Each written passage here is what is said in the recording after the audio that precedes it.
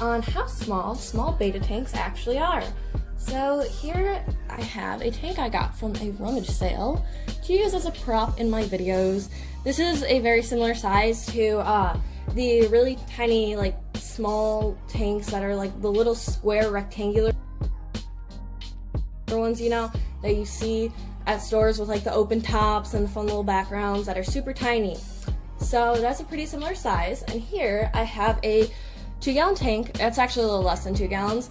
This isn't even the size that a beta tank should be. The minimum size for a beta tank, the bare minimum, that is actually a little too small, but the bare minimum is 2.5 gallons.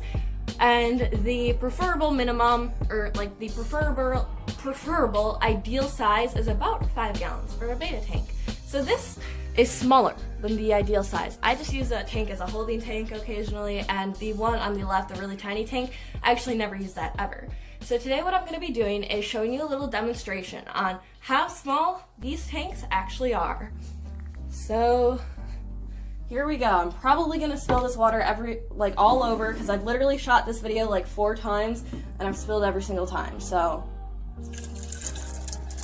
whoa, I actually didn't really spill that time. That's surprising. Okay, so here is this tank. Now in this, I had the maximum amount, 2 cups of water here. So that tank is about half full with the 2 cups of water. So I'm just gonna kind of estimate it and say this tiny tank, I don't even want to call it a tank, this bowl holds approximately 4 cups of water. Now if you remember your little gallon man that you probably all learned in like elementary school, 4 cups of water is equivalent to 1 quart, and 1 quart is equivalent to 1/4 of a gallon. Now, do we all remember how much the bare minimum size is? That's right, 2.5 gallons. So this is 1/4 of a gallon. Very, very small compared to the size that you should have. So now I'm going to do another little demonstration. I'm going to fill this up all the way and pour it into here. So hold with me just a brief second while I fill that up. All right, and I've returned with this tiny tank filled all the way up. So now let's dump it into here and see how much this actually is.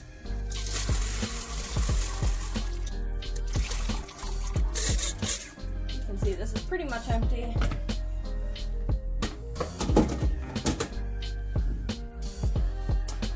Now, look at that. That is, where did my ruler go? I had a ruler here. Okay, well I'm just gonna save you the time of me measuring it and looking for my ruler and tell you I've measured this out in the other videos I recorded. This is 1 inch of water here. This is 1 inch. So a very, very tiny amount. This is, like I said, about 2 gallons, and it should be filled up all the way. Okay, my apologies. My phone fell, but I am back now. So anyways, I just wanted to say that this video is not intended to offend anyone, to insult anyone, to shame anyone. Absolutely not. There are plenty of people with this type of tank. Does that make it okay? Absolutely not. But here's the thing, so many people make the mistake of just not doing research, and the thing is, it's widely accepted that this kind of tank is acceptable for betta fish. So if you don't do your research, it's very easy to believe because of what you see other people have, because of, yeah, I mean, I've seen so many people, I've seen friends, neighbors with tanks like these all the time, and they think it's like completely okay, you know? Betta fish are the one kind of pet that you kind of just assume you don't have to do research for. You just get a tank, you just plop them in, whatever. But honestly, that's not the truth. For any pet, even something as small or as inexpensive as a betta fish, you do need to do research. And for a betta fish, you should actually have 2.5 gallons to 5 gallon tank with a filter and with a heater. Otherwise, it can lead to a ton of issues with your fish. So I just wanted to do this demonstration so I can show you how small those tanks actually are. Again, they're 1/4 of a gallon, and this is how much water you're giving your fish if you have a tank like this. And remember, they poop and pee in that water. I mean, they're swimming in a pool of their own waste. And not only is that really unhealthy, but that's just a little bit gross, to be completely honest with you. And swimming in all that waste without a filter can actually produce a lot of toxins that are really harmful for them.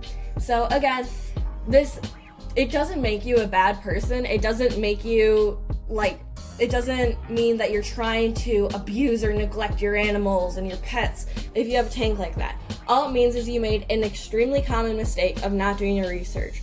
But guess what? You can correct that mistake literally right now. You can drive to a pet store, you can go on Amazon right now and look for a new tank. I think I got a 10-gallon tank with a filter and with gravel and with everything I needed for like $40. And the thing is, while that might seem a little bit pricey, tanks don't go bad. Like, you can keep them pretty much forever as long as you take good care of them. You'll have that tank for the rest of your life. And if you ever want to get a bigger fish, well, you already have a 10-gallon tank. I mean, you really can't go too big with the size. Bigger is always better for pets. So I would highly recommend, if you're looking for an inexpensive option, to go on a second-hand like selling app like Craigslist, eBay, something like that. Although shipping can be a little expensive with those. Another really good place to go is Walmart, because I actually got like 2 of my 10-gallon tank kits there. They have a really good 10-gallon tank kit. It's not super high quality. It's basically like a super simple hood and a decent filter. But you know what? That's pretty much all you need, is the tank, a hood, and a filter. That's really what you need to get you started off. So I hope you enjoyed this video. I hope you learned a lot, and I hope I educated you guys. Also, I'm almost at 1,000 subscribers, which is super exciting. I hope I get there really soon, and I hope you all have an awesome day. Thanks so much for watching. Bye!